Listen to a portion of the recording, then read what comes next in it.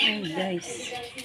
Nanguha ang lola nyo ng binhi ng ano, para may itatanim ulit.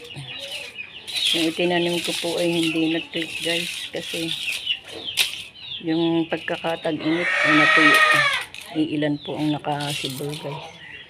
Ayan, ginawa na lang binhi ng lola nyo. Pinagbinhian. Mayroon pa po doon. Hindi ko pa nakuha lahat guys. Ayan, may binhi na si lola. Tsaka ito, nanguha po ang lola nyo ng talbos ng sili.